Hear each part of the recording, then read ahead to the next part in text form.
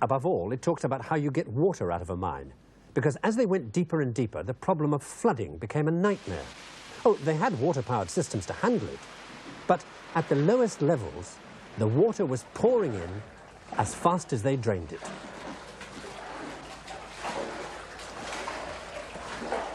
They had three principal ways of getting it out. One was to use a chain with balls of cloth on it, and the cloth would soak the water up at the bottom and they'd squeeze it out at the top. The other way was to use a standard system of buckets. The third and most efficient way was this. See, here's the water wheel operating either on the surface or down in the mine, and using a system of cranks to pull piston rods up and down. It's a suction pump, but look how they had to do it in three different sections. Now, that was because, for some mysterious reason, they couldn't get the water further up than 32 feet. It would go that far and then it would stop. Now, with that amount of silver at stake, everybody wanted to find out why. So finally somebody wrote to Galileo. And Galileo put his pupil Torricelli onto it, and Torricelli cracked it. He reckoned that it had something to do with the fact that the air above the surface of the water down in the mine wasn't heavy enough to, so to speak, help the water up the tube. And he reckoned that if you built yourself a mini-model using heavy mercury in a small tube to represent the real thing, 32-foot tube, ton of water, you could study the thing scientifically. So he wrote all this out in a letter which he sent to his friend Ricci, who lived in Rome. Diagrams, details, a lot. Now, Ricci knew that whatever it was, it involved the investigation of the vacuum. And Rome was far too close to the Pope for that kind of thing. The church said there was no such thing as a vacuum, and if you did, then you could find yourself suddenly dead. So Ricci, clever lad, copies out the one section of the letter that has to do with the guts of it and sends it via a French friend to somebody who is in a position to talk about the vacuum. The letter was sent to Father Marin Mersenne in Paris, and Mersenne was exactly the right man to send it to.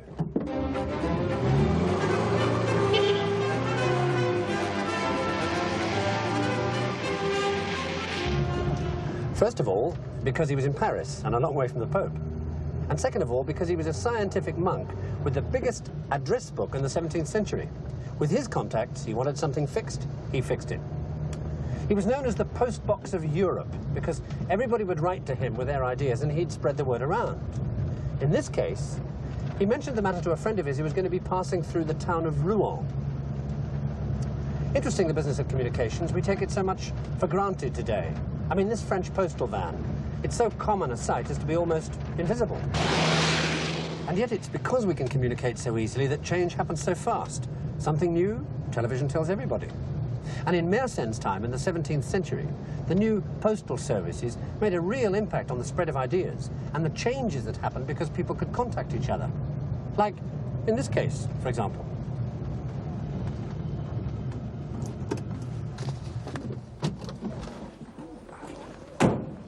The message finally got to Rouen in northwest France to a certain Blaise Pascal, who went out immediately to the nearest glass factory and carried out Torricelli's experiment. He took a glass tube filled with mercury and he put his finger over the open end, and then he inverted the tube and put the open end into a dish of mercury, and when it was in it, he took his finger away.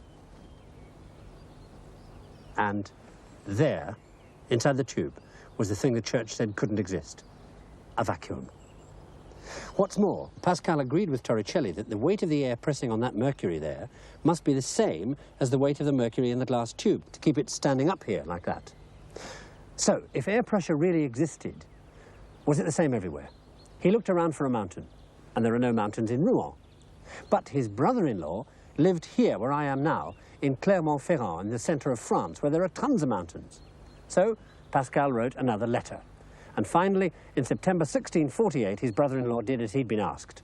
He took this lot 4,000 feet up to the top of a mountain called Puy de Dôme, after marking the level, of course, first.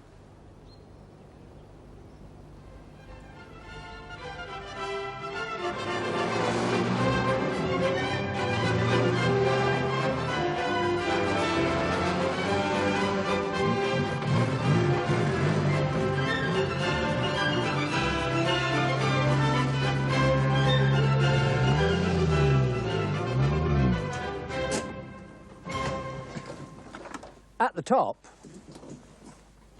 He observed the tube in fog like this, in rain, in shine, indoors and out. And in each place, the level stayed stubbornly the same, about 3 inches below what it had been at the bottom of the hill. So the air pressure up here on the dish of mercury was less because it would only support that much mercury instead of that much. Everybody was delighted. They'd invented the barometer.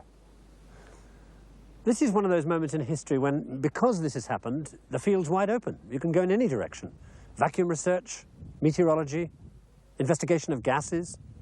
But the route we're going to take happened because a man was on the night shift.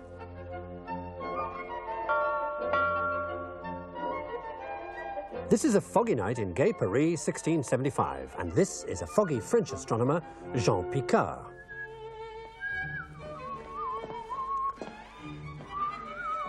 On his way home from his observatory, Picard was jauntily swinging his new barometer when suddenly...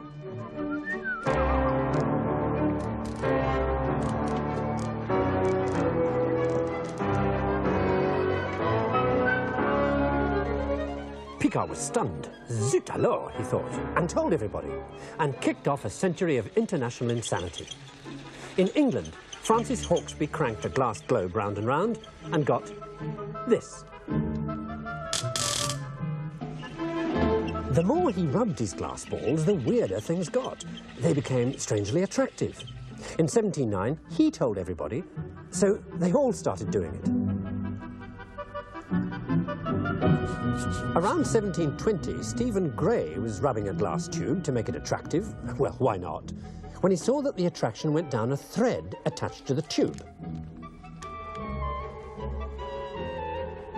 In 1745, somebody found a way to store up the mysterious force in a jar full of water. Electricity was now portable. There was no holding the intrepid investigators. The big question now was, what exciting things could you do with sparks?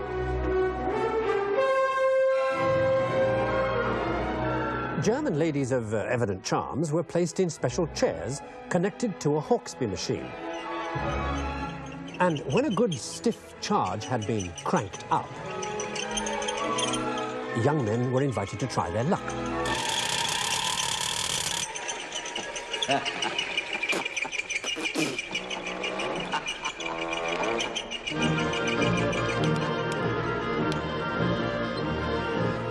A fat German investigator called Hausen used the same machine to do similarly electrical things to small suspended buoys.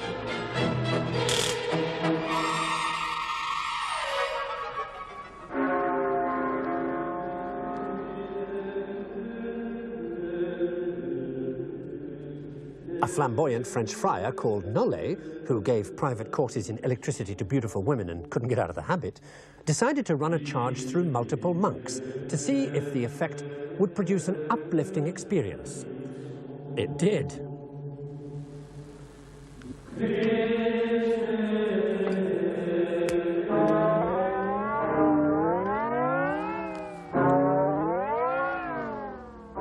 Well, it seemed obvious that electricity was good for you, and in 1780 the famous Temple of Electrical Health opened in London. Star of the show, the Magnetico-Electrico-Celestial Bed, where, accompanied by an orchestra, electrified couples who couldn't have children could, thanks to the inevitable cranking of the Hawksby generator. You wanted ringside seats? You bought tickets.